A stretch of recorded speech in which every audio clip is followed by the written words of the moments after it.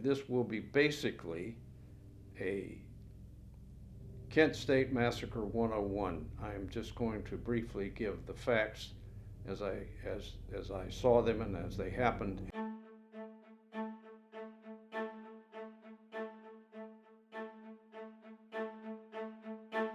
Hi, my name is Mitch Vance, and today I'm doing a presentation on the Kent State Massacre, which happened in Kent, Ohio on May 4th, 1970. Now, my sequence of events today is I will give you some facts, some basic, indisputable facts, and the context surrounding them as time allows.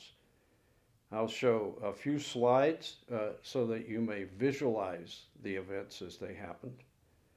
And then I'll take questions also anytime. If anyone has a question they ask or think should be asked, just let me know.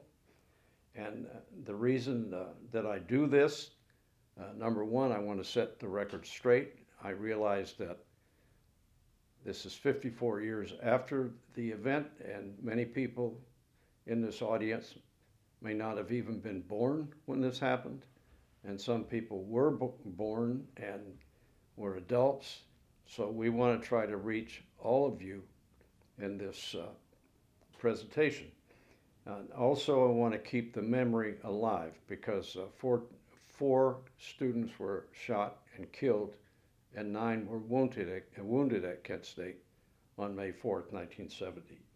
And also because this was a deeply personal event, to me it had a huge impact on my life because while I wasn't a direct eyewitness to the event, I was on the periphery, as I like to call it. I was on the periphery of this historical event. And I have a local, personal perspective to lend to this because many of the students were people that I knew or could have been relatives, and I also was personally acquainted with many of the National Guard contingent, including some of the shooters, and I only lived about 10 miles from the campus. I want to move to the second slide, which is a map of Kent, where Kent is located in the greater Akron area, and also to show that 5 miles to the east of the Kent State campus was a town called Ravenna, Ohio, where the National Guard unit was drawn from. That was their armory town. So potentially, the guardsmen who opened fire could have been shooting at their own family members, maybe their aunts and uncles or cousins that were local students attending Kent State that day.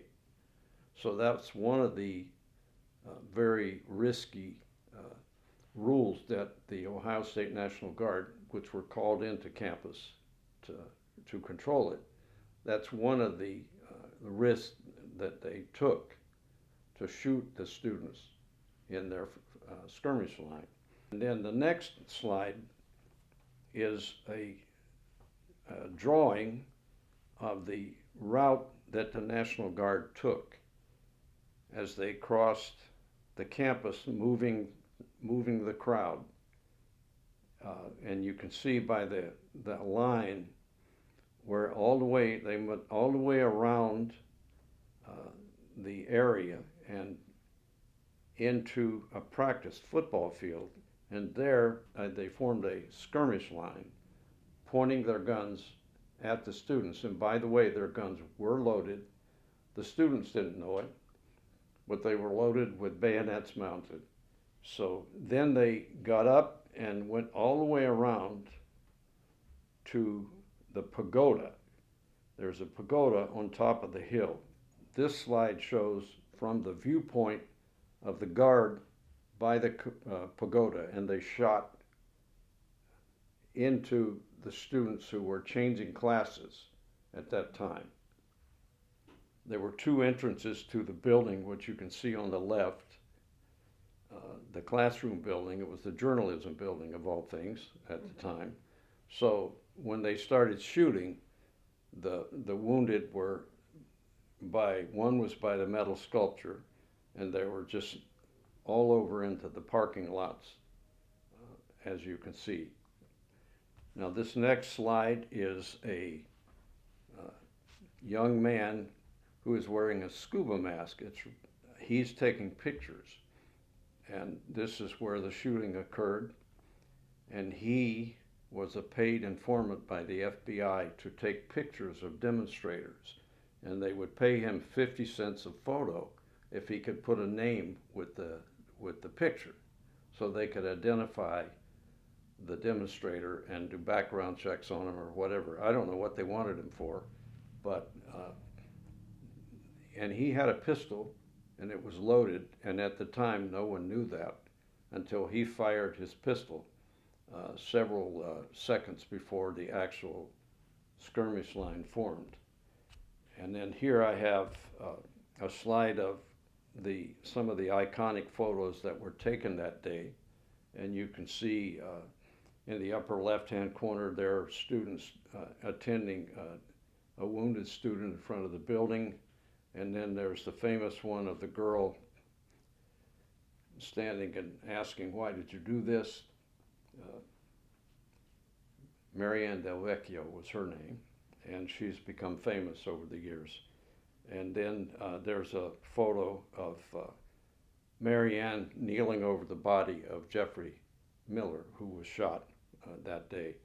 I have a picture of the display that they have put on Kent State campus that shows these three photos and describes what happened. This slide is a photograph of a metal stake driven into the concrete to show, or the pavement, to show where a student was wounded instead of killed. And then of course there's some modern pictures as I leaf through of the modern Kent State campus as it appears today. And I suppose at this point I should give more of my bona fides as to why I'm qualified, or I feel qualified as much as anyone, to talk about my perspective and my knowledge of the events, because number one, I attended Kent State from 1962 to 1970, 71 actually, and I was a graduate student working on my master's thesis at the time. And I had been a familiar figure on campus because I had been there for so many years, and I used to work in the language lab where I met any student that had to take a foreign language would have come through the lab, and I was with some other folks. We were running the laboratory, and I was a local boy, as I said. I lived about 10 miles away. And where the shooting occurred,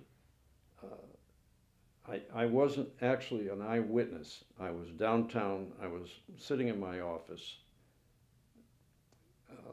I was helping young college graduates find a job in the region. You know, I was in contact with big corporations around Akron, Canton, and Cleveland, and Youngstown. So people would have been I would have been a very familiar figure. And as I said, I was local. One of the questions that has arisen from the original presentation and the one we're doing today is how many students were in attendance at Kent State on May 4th, 1970. And that would have been around 26,000 students.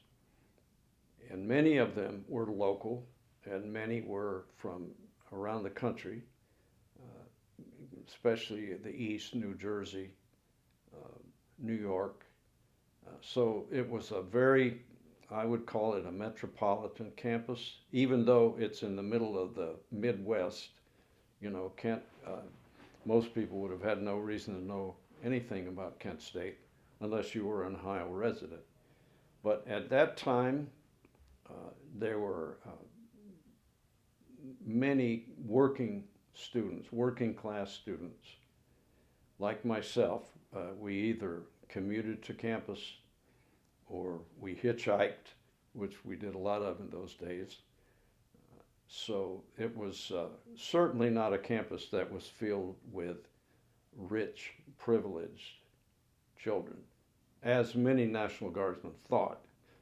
They thought that, that they had to serve because they couldn't afford to go to college. And I like to say, really? If they had, I had no reason to think I could afford it, but I went anyway and found a way to work. Most of us working class kids, we were working and going to school. So it's kind of funny that the very reason they were angry with us, the National Guard, was because they had to serve and we didn't. And we thought the same thing about them. You joined the National Guard so you wouldn't have to serve in Vietnam. So it's kind of ironic, a bitter irony, I might say. So where it is today, Kent is still a very large campus, and there are regional campuses all around the state of Ohio. And we lost, after the shooting, we lost around 14,000 students and almost lost Kent State. The tuition income went down, and there was kind of a bloodletting on campus. Many professors and assistant professors were either fired outright or sent to regional campuses, which was like being sent to Siberia. And you didn't have the pulse that you get in the excitement of the main campus. But Kent State held on, and for several years there was a stigma. They didn't want to be associated with the May 4th shooting. And they got a lot of negative feedback from those of us who did want the world to know. And so gradually the enrollment has gone up, and I would say it's as close or as high as it ever was. But Kent State has recovered, and the administration has embraced the shooting, the massacre on May 4th, whereas they didn't in the past. So now they have set up archives. They have a Kent State Massacre Center, a foundation. It's altogether changed. And many of the locals who were deathly afraid of marauding students from the campus that were going to come running through town, so they had to, all these fears, these irrational fears that were on campus that day on May 4th. Well, first of all, that the shooting happened on the Kent State campus was stigmatic. People around the country said, well, who had students enrolled there said, come home. Yeah. That's crazy. If you guys are so wild, and they blamed their kids, So, yeah, it was quite a while before the kids came home and started saying, wait a minute, you have this all wrong. Mm-hmm. That's not the way it went down. The skirmish line was, there were three parts of three different companies of guard, and there were like 27 shooters or potential shooters in the skirmish line. And they were like going to and from class. There were probably a couple thousand students, but active demonstrators, at the most 100. And at no time were they ever surrounded and overwhelmed, because most of the time the demonstrators were a pretty good distance away. And these slides that I showed are the ones of the sketches where you can see where the students were killed and the wounded were. They were in some cases 2 football fields away, and being hit by stray bullets. So, but as to why it happened, the simple answer is we don't know, but we can certainly ascertain the goals of the governor. He was running for office, he was campaigning, and he saw the perfect opportunity at Kent to demonstrate his firm belief in law and order, which is shoot the innocent so you scare the guilty. You know, even if you shoot innocent people, the guilty ones will get the hell out of town. But the sad part was they had already done that. All the guilty ones were gone from events before. The question arises: what caused the National Guard to come to the campus, and what would be the motivation behind Governor Rhodes taking control of a college campus? And the answer to that question is, at the time, Governor Rhodes was in a primary race to run for the Senate. He wanted to take John Glenn's Senate seat, and he was running as a law and order candidate. So for him, he had been looking around the state, sending out the National Guard for student disturbances. On 3 or 4 occasions, he must have sent out, dispatched maybe 7,000 National Guardsmen. And when Leroy Satrom, the mayor of Kent at the time, had a riot downtown over the weekend, and when Monday, he had called over the weekend, he called the governor, and he said, I would like to have the National Guard come in as crowd control because I don't have enough policemen to control a riot, which it was downtown on that Friday night. So the governor seized this opportunity to come in and have the National Guard come from a strike, Teamster strike in Cleveland. They were close by. And so he moved them in from the Cleveland strike, even though they were only 5 miles from their home armory. He called them in, and then he called guardsmen from the same armory from Akron, and he told Leroy Satrom, who asked for the help, I will not bring them in unless we can take complete control of the university. And we're going to bivouac on the campus, and we're going to put a stop to this. But if you don't allow us to have complete control of the campus, we won't come. So Leroy said, if you're coming for crowd control, I'll let you do that. So that's how they moved in. They set up their tents. And then, there's a lot of details and events that happened. But the governor was campaigning, and he was taking advantage of an opportunity to demonstrate his willingness to do whatever was necessary to demonstrate his law and order bona fides to the country and to Richard Nixon and Richard Nixon's crowd. And so that's the as close an answer as we can get to that. Now, why specifically he had given 2 generals, there were 2 National Guard generals on that campus, the license to kill. We may never know that because the FBI will not open their files for public view. They have been sealed, and we can't get the U.S. Congress to pass laws to open them. But it is a very important question. Why would a National Guard general allow his men to open fire randomly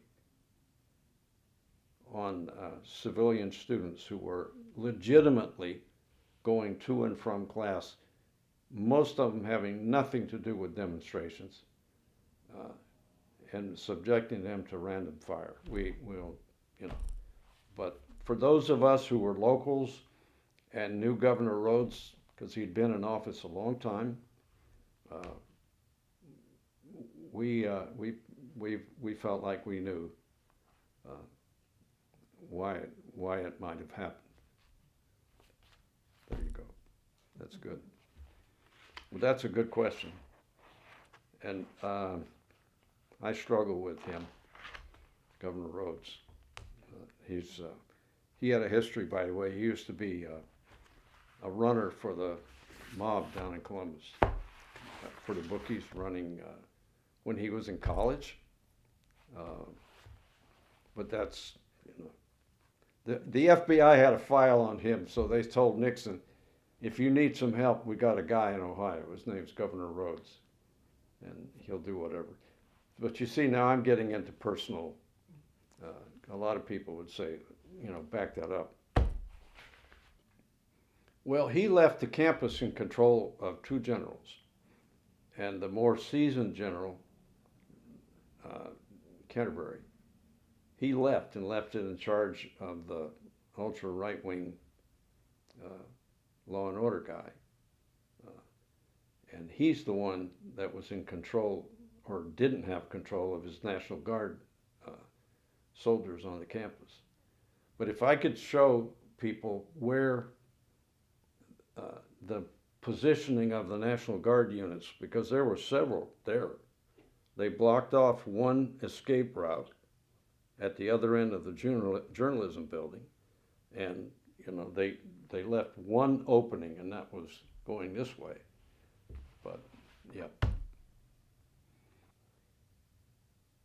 The next presentation will be about an event that happened in North Dakota, up at Grand Forks.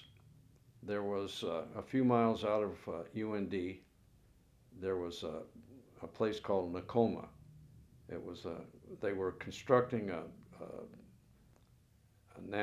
anti-ballistic missile, nuclear missile site, and it was under construction. And the students at Kent State are at UND. This was 2 weeks after Kent State.